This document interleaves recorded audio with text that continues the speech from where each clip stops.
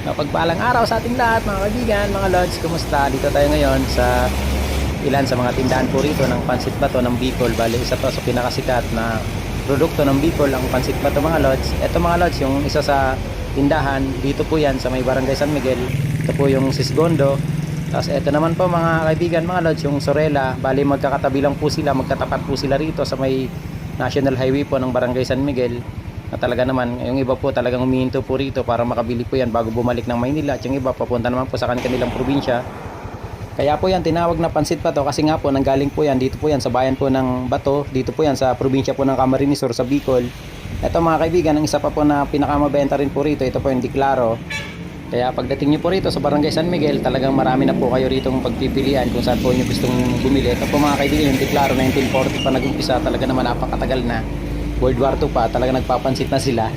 Yun lamang po mga kaibigan, mga lods, maraming salamat.